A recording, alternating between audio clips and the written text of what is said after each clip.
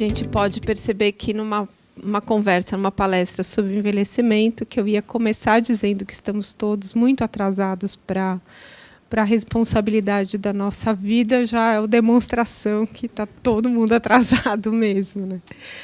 Já está como parte do dia a dia da gente o processo de se atrasar. Como eu não gosto de atrasar o consultório, porque quem vai na consulta acha muito chato ficar esperando o médico, né? Então, imagina meu paciente, ele já sabe que eu estou dando aula, que eu não fui tomar um café e nem fui atender uma urgência, pedir desculpas e tudo mais, porque eu vou acabar me atrasando um pouquinho. Mas ninguém gosta de ficar esperando sem um bom motivo, né? Então, oi, tudo bom? Hoje, eu já conversei aqui nesse espaço a respeito de como envelhecer. Tinha alguém que estava presente na última vez? Você veio pegar o bis?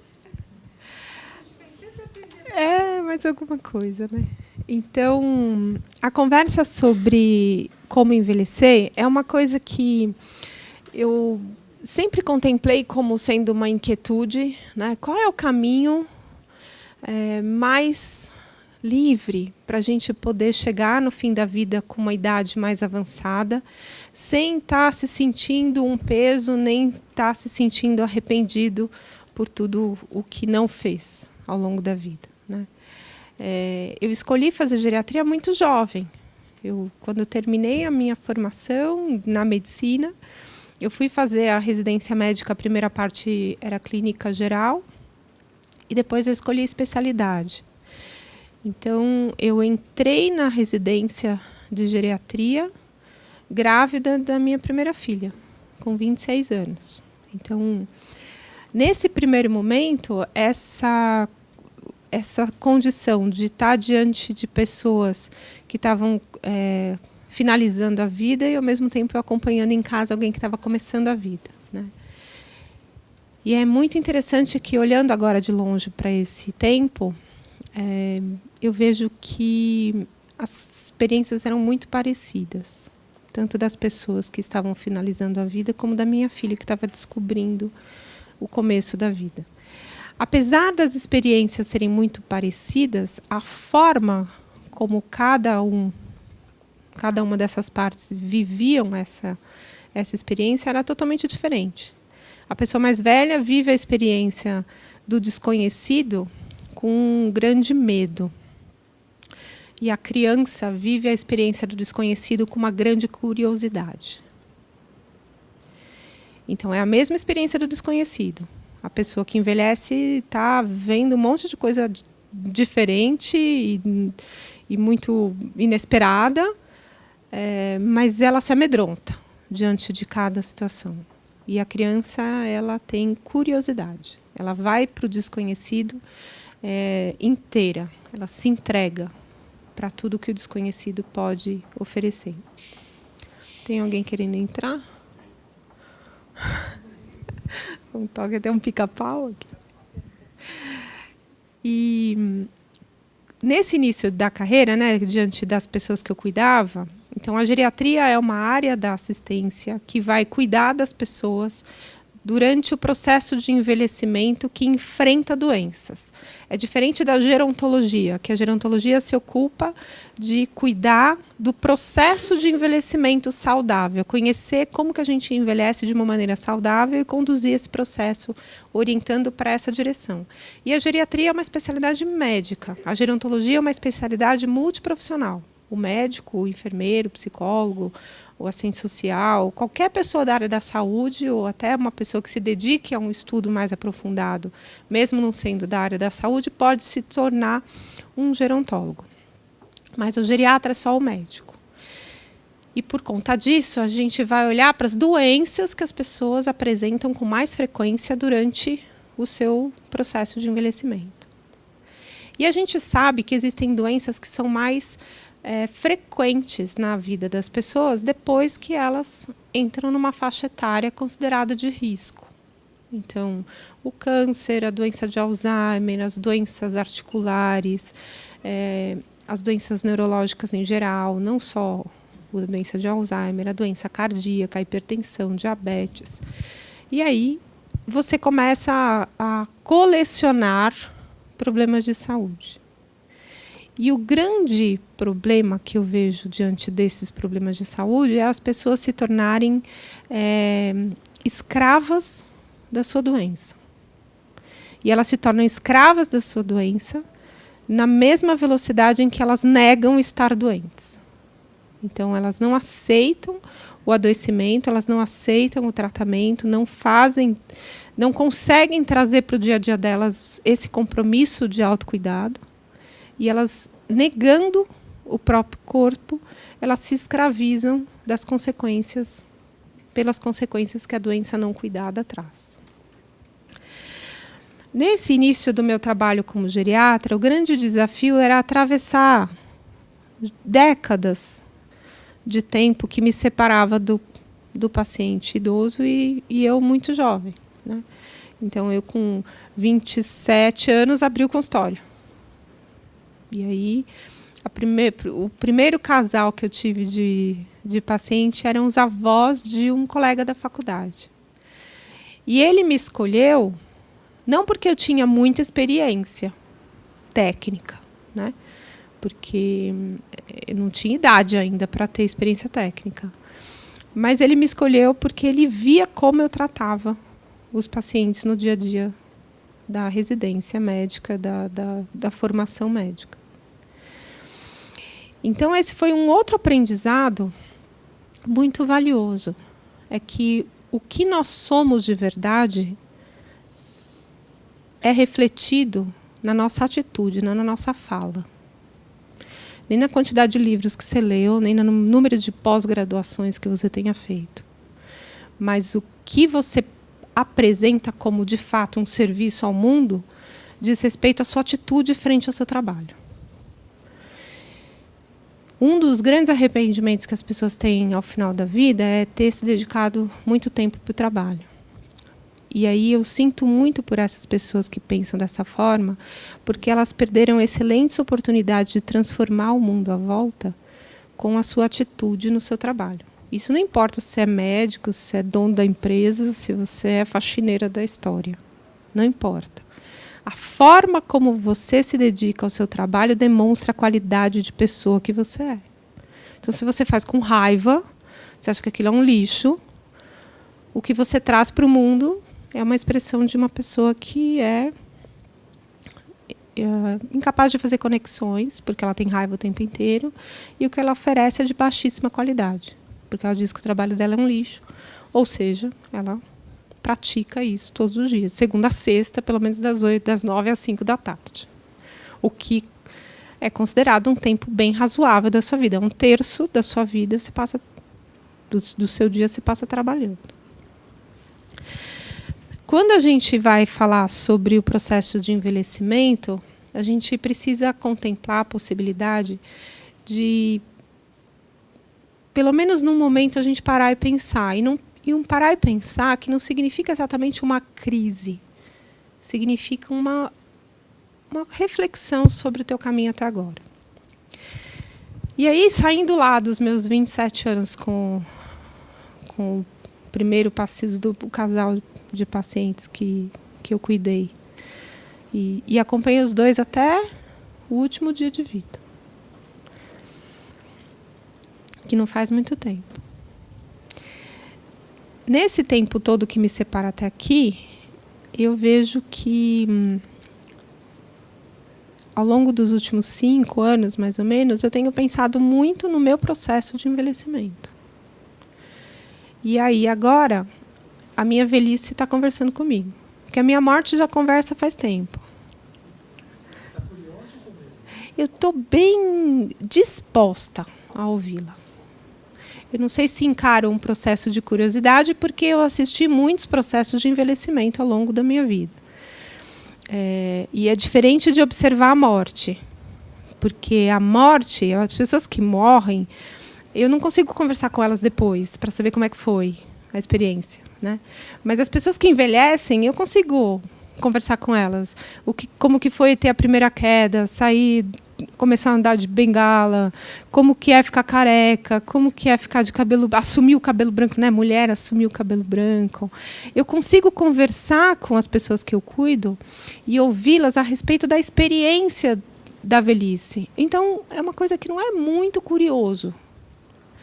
Não é muito no espaço da curiosidade, mas é a disposição de encarar que agora é comigo. Agora é minha vez.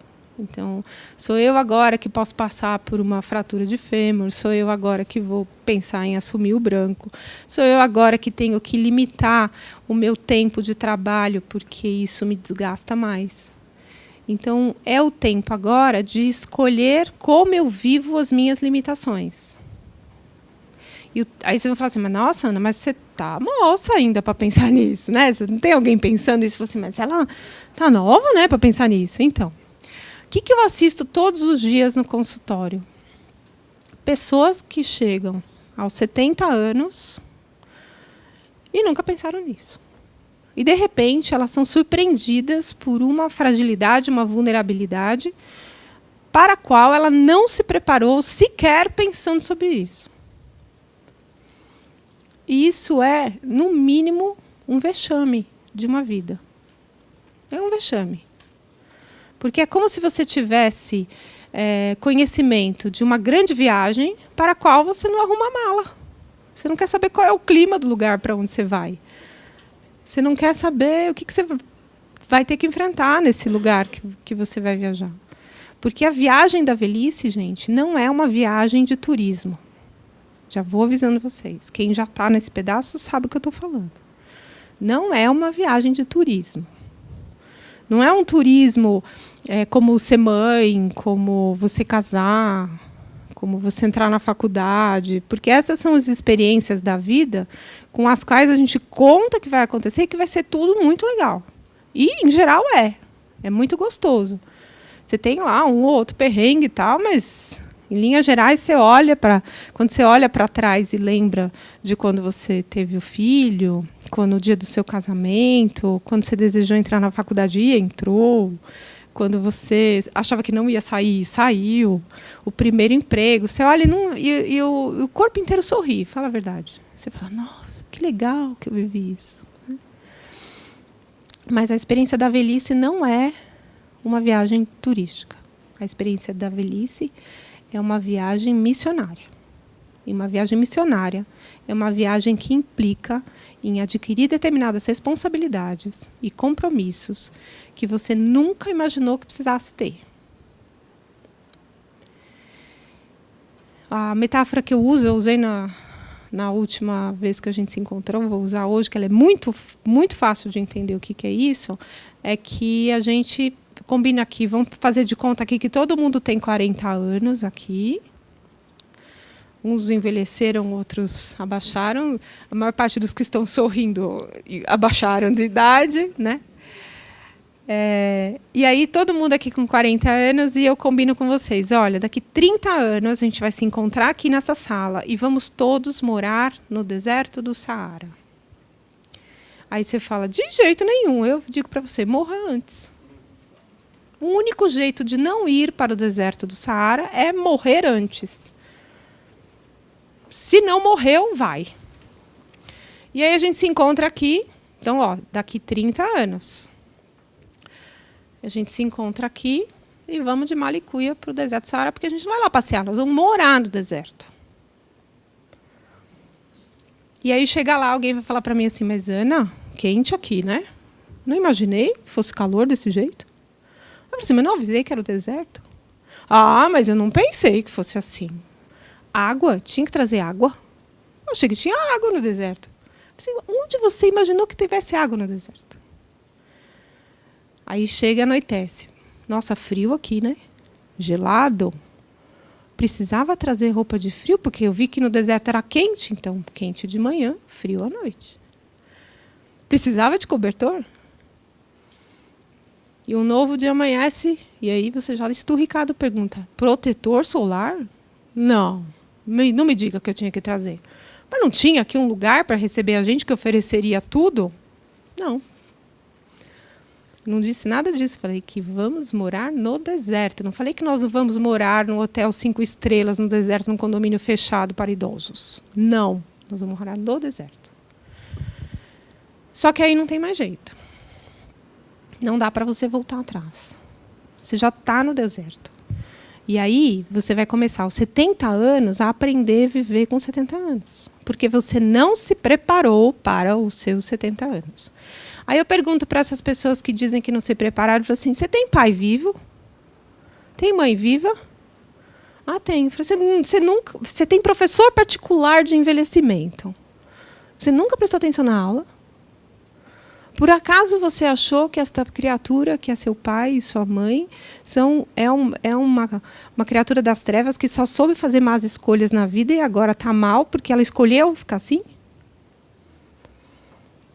E que você acha que teu filho vai consertar a sua vida do jeito que você acha que vai consertar a vida do seu pai e da sua mãe? Por que a gente não presta atenção nos mestres que a gente tem do lado da gente? Você nunca teve uma amiga que estava com uma mãe depois de um acidente vascular cerebral? Você nunca teve um amigo que estava com o pai ou avô com demência? Você nunca ouviu falar de ninguém que idoso teve câncer? Não é possível. Você estava no Himalaia meditando? Por que a gente não se prepara? A gente não se prepara porque a gente não presta atenção. A gente não está presente na nossa vida nesse momento para observar tudo em volta que nos ensina o caminho a seguir. Nem é o caminho a seguir, porque o caminho está estabelecido. Assim, o único lugar que a gente tem para ir é para frente. Não tem nenhum dia que seja tão ruim na sua vida que dure mais que 24 horas. Todo dia ruim vira ontem. E todo dia maravilhoso também vira ontem. E aí você só fica esperando o próximo dia bom, ou você fica torcendo para passar o dia ruim. E você nunca está presente na sua vida. Com a sua cabeça, com o seu sentimento, com a sua voz, com a sua atitude, no mesmo lugar, ao mesmo tempo. É quase uma grande coincidência. É um evento astronômico. É como se a gente precisasse alinhar Júpiter, Vênus, Lua, Sol, Plutão, Netuno. E durante aquela fração de segundos eles estão juntos.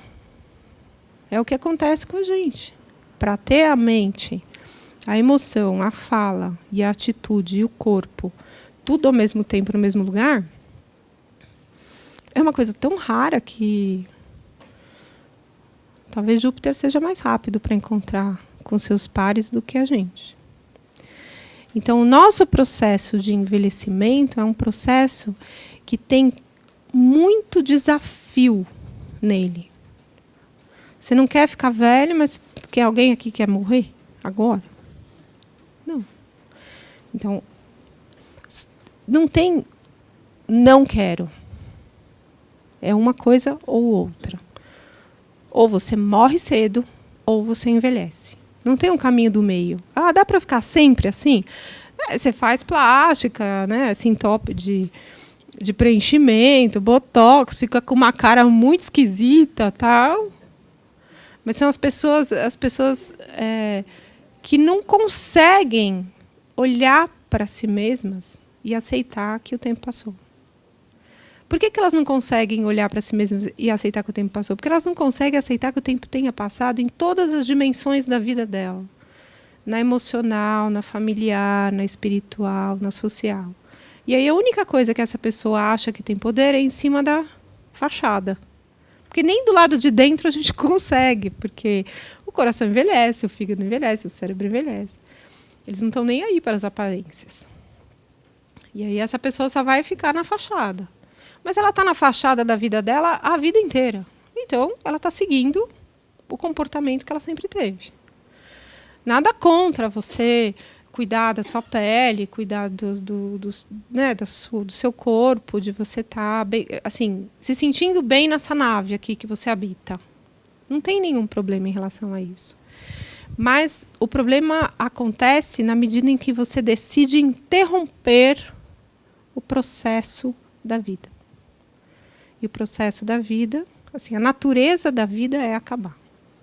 Toda a natureza de qualquer vida é terminar. Meu esposo fala que a natureza do vidro é quebrar. Aí quando eu quebro um copo na pia, ele fala, cumpriu sua missão.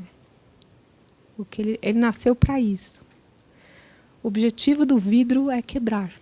Não é enfeitar a sua estante, não é ficar na cristaleira. É quebrar. Assim como a natureza da vida é acabar. O que não acaba? O que não acaba é a nossa história. É a nossa biografia. Essa é eterna. O que você fez no mundo é algo que fica marcado como uma escultura na pedra. A sua vida é um castelo de areia. Que uma hora a maré sobe e te leva. Mas a tua história é cravada na pedra. Enquanto alguém se lembrar de você, você não morreu. Processo de envelhecimento acontecendo, a gente vai mudando de evento ao qual a gente é exposto. Quando você tem 15 anos, você tem festa de 15 anos para ir. Aos 18, você começa a comemorar a entrada da faculdade das pessoas. Depois tem os casamentos. Aí vem os filhos. Aí vem a pós-graduação. Vem as separações, os eventos dos amigos que se separam. Vem os novos casamentos. Vem os filhos dos nossos amigos que entram na faculdade, que vão fazer 15 anos, os nossos filhos vão também. Aí eles... E assim vai indo o nosso tempo, até que chega um momento que você começa a ir em velórios. É chegado o momento de ir a velórios. Tem um grupo de pai de um amigo que eles se encontram todo ano, a turma da faculdade, já tem mais de 80. E aí eles se encontram para jantar, e aquele que está atrasado, eles ficam falando, morreu.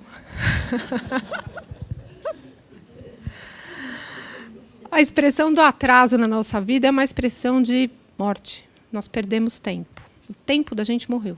Você está atrasado na tua vida? Esquece. Toma consciência disso e agora leva a sério. Porque o tempo que passou morreu. Então ele estava atrasado, aí eles ficavam fazendo aposta para saber quem que no ano que vem que ia. Então tinha aquele que estava em tratamento de câncer, falava, a próxima vez é eu. Aí o outro falou assim, que nada, da outra vez teve um que morreu atropelado, e você estava com câncer já, ele morreu antes. E elevando isso para uma coisa assim, é humor negro, é humor mórbido. Não, não é humor mórbido. É uma leveza para encarar o que a vida vai oferecer. Lembra que eu falei, não é turismo, não é só alegria. Aí eu acabei de fazer 50. Na semana do aniversário, recebo uma notícia no grupo de WhatsApp da faculdade. Que um dos nossos amigos mais amados, sabe aquela pessoa que não tem aonde você não a encontre que ela não sorri para você? E que se ela tem tempo, se ela não estiver atrasada, ela vem te dar um abraço. Mas que o sorriso que ela dá já é um abraço. Mesmo que distante. Você vê, é um cirurgião gastro, Dr. Edu. O Edu, ele às vezes encontrava de madrugada, eu ia ver algum paciente fazer uma internação, ou às vezes até assinar um atestado de óbito, o Edu estava de verdinho pelo hospital. Ele ia fazer uma cirurgia de urgência. E ele ia feliz fazer o trabalho dele. Ele não amaldiçoava aquela pessoa das trevas que resolveu ter um apendicite na madrugada. Puta, justo a única noite que eu tenho de folga para descansar, para ficar com a minha mulher, para ficar com a minha família, alguém resolve ter um apendicite. Nunca vi ele falando isso. Ele estava sempre sorrindo. Ele estava sempre bem. E não era um sorriso forçado, era alguém que estava feliz com a vida que tinha. Mesmo sendo muito trabalhosa, como médico, como cirurgião. E ele adoeceu. Eu não fiquei sabendo que ele adoeceu, porque por algum motivo ele quis se preservar e a família respeitou isso. Então ele viveu todo o processo de adoecimento dele muito recatadamente. E aí ele faleceu e se via nas mensagens. Meu grupo de faculdade é um grupo delicado em termos das expressões um pouco afetivas radicais, assim. Mas foi um dia e uma noite onde eu só vi beleza nas mensagens. De gente que amava ele, que respeitava, que admirava. Todo mundo tinha uma história bonita para contar dele. Aí você vai no Facebook dele, a mesma coisa com todos que o cercavam. Aí hoje eu recebi uma mensagem de uma organização internacional de cirurgia que fez uma manifestação pública internacional a respeito do pesar pelo falecimento dele e o quanto de alegria que essa entidade que o mundo teve em compartilhar a presença do Edu, que era sempre tão querido, tão amado, tão presente. Aí você fala, essa pessoa viveu só 50 anos. Mas ela viveu mais, ela viveu uma vida mais poderosa do que muita gente com 80, que está reclamando que o mundo ofereça alguma coisa de reconhecimento pelo que ela é. Mas ela não é nada grande coisa.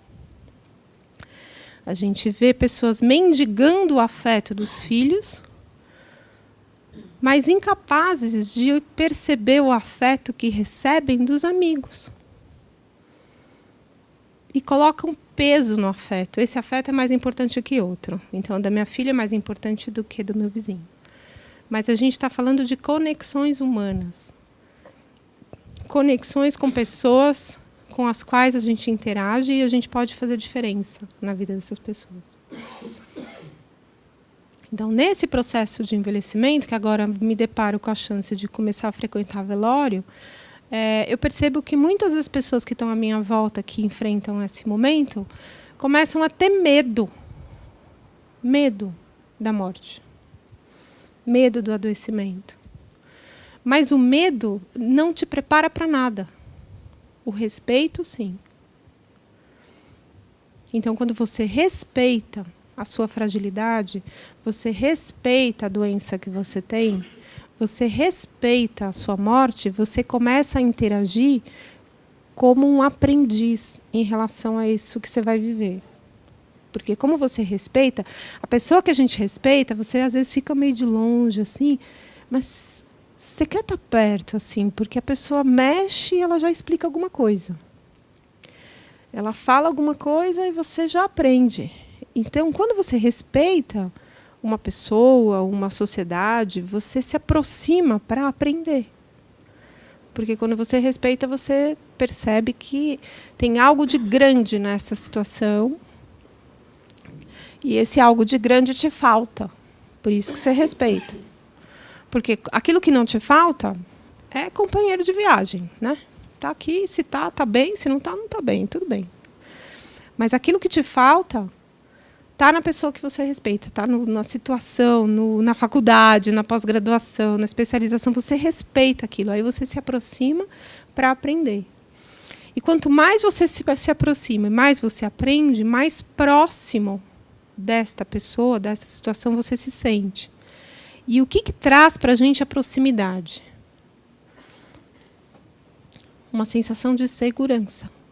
Quando a gente está próximo daquilo que a gente respeita, a gente conhece aquilo que a gente respeita, isso nos traz uma sensação de segurança.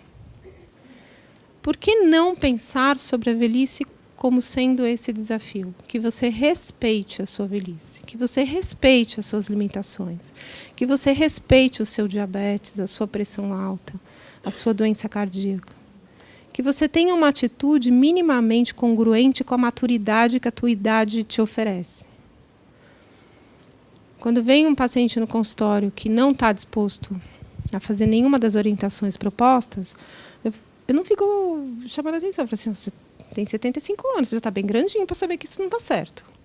Agora, se você só lembra disso quando você vem aqui no consultório, quem está na encrenca é você. Você tem que lembrar disso quando você estiver com as 2 pizzas na sua frente e com um meio barril de chopp. Aí você tem que lembrar que você precisa ser responsável pelas suas escolhas. Porque se você não tiver responsabilidade mental e emocional para lidar com as suas escolhas, o teu corpo vai te ensinar a ter respeito. O corpo da gente ele é extremamente generoso em ensinamentos. Porque vai doer o seu joelho, você vai ficar cego, você vai ficar com o seu rim que vai parar, o seu coração que vai ficar fraco, o seu pulmão que não vai funcionar. E aí, todos os dias, você vai se lembrar da consequência da sua escolha. Que você fez porque não envelheceu o suficiente do ponto de vista da maturidade para tomar uma decisão à altura dos seus 70 e poucos anos. Por que eu falo que a gente está atrasado? Porque a gente pode ter 40, 50, 70, 80 e ter uma idade emocional de 8 anos. Quantos que a gente não... Quantas vezes a gente mesmo se surpreende tendo uma atitude imatura? Não é nem uma atitude infantil, porque a atitude infantil pertence às crianças. Mas a imaturidade das nossas posturas.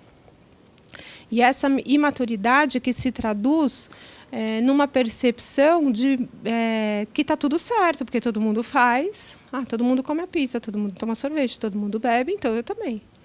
A minha mãe falava uma coisa muito sábia quando eu era pequena. Acho que a mãe de muita gente aqui falava a mesma coisa. Mas, mãe, todo mundo vai. Mas você não é todo mundo. Todo mundo faz errado, mas você não é todo mundo. Porque o que todo mundo faz errado, o todo mundo vai relevar as consequências. E o que você fizer de errado, é você que leva as consequências, não é todo mundo. Entendeu? Porque o coração que está fraco é o seu. Não é da sua vizinha que faz a mesma coisa, você morre de inveja porque ela faz a mesma coisa e não tem nada. É com o seu coração que você tem que conversar a respeito das coisas que você faz de opção de autodestruição. E aí tem gente que também chega no consultório e fala assim, mas eu não consigo. Eu falei, então aceita. Ao invés de você ficar lutando, faz errado definitivamente e aceita. Encara as consequências. Não se lamente. Teve uma vez um paciente que eu demiti. Todo ano ele vinha para fazer check-up e ele nunca fazia as orientações. Eu falei assim, não precisa fazer mais check-up. Você faz check-up para quê? Para saber a notícia que você já tem. Aí você perde meu tempo e você perde o seu. Manda uma mensagem de oi, bom dia, eu respondo, somos bons amigos, mas não existe nenhuma possibilidade de sucesso quando você tem uma pessoa que adoece e que não se compromete com o seu cuidado. Que delega o seu cuidado à medicação, ao médico, à enfermeira, ao fisioterapeuta. Se você terceiriza o seu processo de cura, de regeneração, vai dar errado. Vai dar errado. Então, na nossa vida, a primeira pessoa com a qual a gente tem que se responsabilizar é com a gente mesmo. Mas eu cuido do meu filho, eu cuido da minha mãe idosa, eu cuido, e aí não dá tempo de me cuidar. Então você é um hipócrita. Essa conclusão absoluta que eu tenho, com todo o respeito do meu coração, eu digo, isto é hipocrisia. Porque se você acha que é a pessoa que melhor cuida da sua mãe e do seu pai, se você realmente acreditasse nisso, tomaria providências de autopreservação. Porque se você faltar, eles estão encrencados. Então, se vem com esse papo altivo, assim, de falar assim, ninguém cuida da minha mãe igual eu cuido. E você não cuida nada de você, é papo, fachada, é um botox de comportamento. É um preenchimento de bem-estar, que todo mundo sabe que é falso. Eu não sei por que as pessoas que fazem tanto botox e preenchimento têm coragem de sair na rua e achar que ninguém sabe. Não sei, tem umas pessoas que andam na rua que você fala assim, devia morar lá na Arábia com a burca, né? Porque não se envergonham de mostrar que são fachadas mal feitas. Você não tem vergonha? Às vezes acontece um acidente, você escolhe mal o profissional e tudo, tá? Mas você não sai com um batom vermelho, com cílios postiços, assim, um cabelo alto, para mostrar o estrago que fizeram com você. E é exatamente o que acontece do ponto de vista emocional e familiar quando a gente põe essa fachada de boa moça, fachada de bom filho, fachada de bom pai e mãe. É uma fachada. Porque você não cria condições de valorizar essa conexão. Porque se essa conexão é tão boa, você tem que se preservar para você durar muito tempo, e um tempo de boa qualidade, para você sempre oferecer o melhor para aquela pessoa que você ama tanto. Mas a minha mãe não aguenta ficar sem mim. Aguenta. Aguenta, sim. Porque a gente tem um processo também de envelhecimento meio não virtuoso, de pensar que todas as pessoas à nossa volta têm a absoluta obrigação de se oferecerem em sacrifício em tempo, em estrutura, em pensamento e física para nos favorecer. Tira seu burrico da chuva. Porque as pessoas podem até fazer isso tudo que você quer que elas façam. Mas no pensamento delas, existe algo muito sombrio que ronda a lembrança da sua pessoa. Eles não pensam com você sendo a mãe mais linda do mundo, mais querida. Eles cuidam por obrigação. E obrigação é um termo muito pesado para ser utilizado na conexão humana. Você tem que cuidar por amor, na medida do que você pode oferecer. Se você pode oferecer um telefonema diário, se esse telefonema diário não for uma obrigação, ele é muito amoroso. Se você pode passar o fim de semana inteiro, passe o fim de semana inteiro em estado de amorosidade. Alimente-se desse cuidado que você oferece. Porque na medida em que você passa a mão nas costas dessa pessoa que você ama tanto para fazer uma massagem de conforto, a pele das costas dessa pessoa massageia a sua mão. É uma outra experiência. Quando você pensa que é as costas que estão massageando a sua mão e não você massageando as costas. Então, no processo de envelhecer, a gente precisa começar a aprender a olhar o que a gente está vivendo. E encontrar beleza, mesmo que seja no deserto. Que tem muita beleza no deserto. Mas só vai enxergar quem estiver disposto a olhar. Quem estiver atento, quem tiver treinado a sua atenção para o momento presente ao longo de toda a vida. Não é só 5 minutos antes de fazer 70 anos. Tem gente que percebe o envelhecimento bem mais precoce. Eu brinco, no consultório eu atendo muitos filhos e netos dos pacientes que eu cuido. E aí chega lá, tem um povo de 28, um corpinho de 82. Porque está com muita dificuldade de sustentar o autocuidado, a autopreservação. Em benefício do quê? Do futuro. Do futuro que a gente nem sabe se tem. É bom ter um olhar no futuro? Sem dúvida, você tem um olhar no futuro. Mas é importante que você esteja vivo no futuro para poder usufruir do que você está sonhando. Eu não quero terceirizar a minha velhice. De uma debilidade, de um Alzheimer, eu não tenho condições.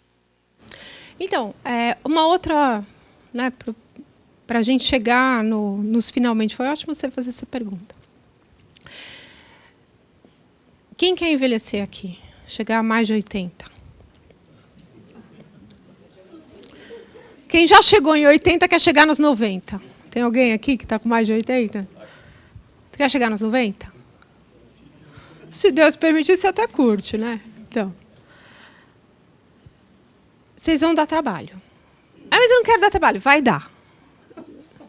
Não, eu não vou dar trabalho nenhum. Não, já está dando trabalho agora. Se você está pensando que você não dá trabalho nenhum, você já está dando trabalho agora.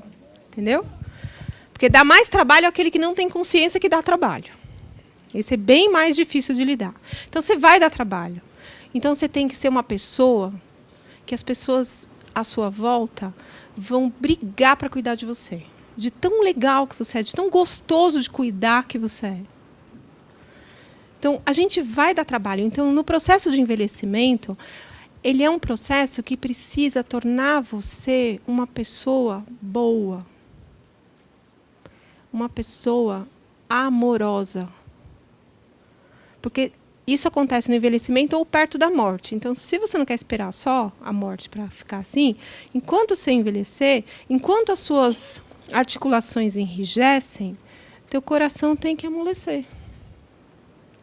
Porque a estrutura enrijece, mas o afeto abraça. Ele chega em todo mundo.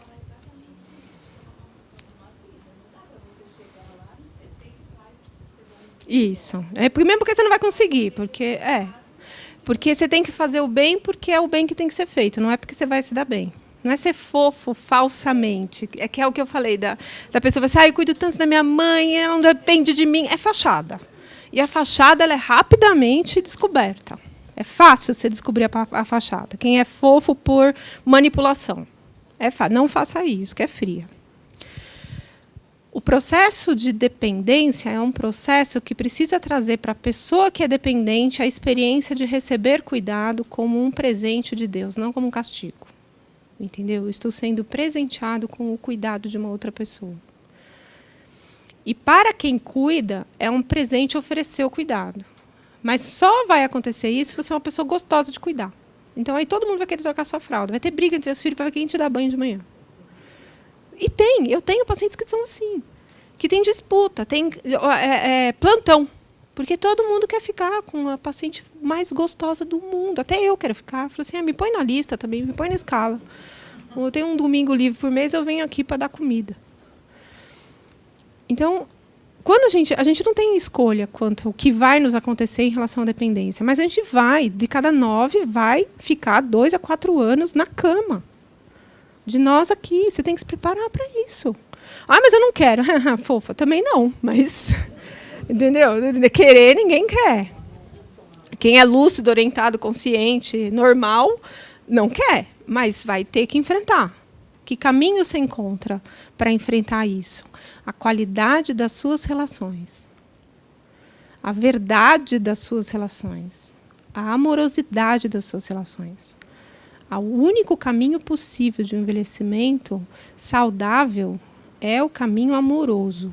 Por si mesmo, pela vida, pelas vidas das pessoas que você tem à sua volta, pela bênção de estar vivo e lúcido para aproveitar isso. E caso você fique demenciado, você vai conseguir viver muito bem na consciência do amor. Porque o afeto você não perde. Estou cuidando de você. Aí eu fico demenciada. Eu esqueço quem é você, mas eu não esqueço o que eu sinto por você. E também não esqueço o que você sente comigo. E se mudar o teu sentimento em relação a mim, eu vou reagir em relação à mudança do afeto. Não em relação à mudança das pessoas.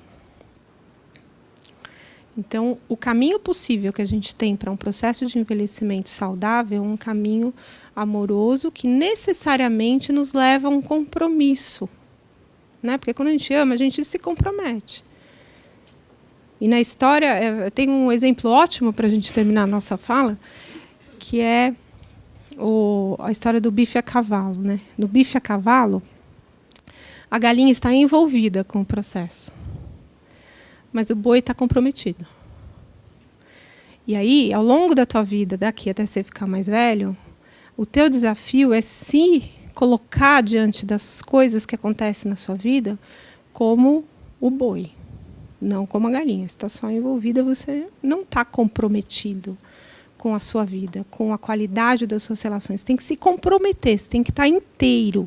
Não só a sua mente, não só a sua fala, mas a expressão da verdade, ela só acontece quando a verdade é plena, quando é aquilo que você está vivendo, é o que você acredita que está vivendo. Certo? Dei as dicas, né? Então, deserto daqui a pouco.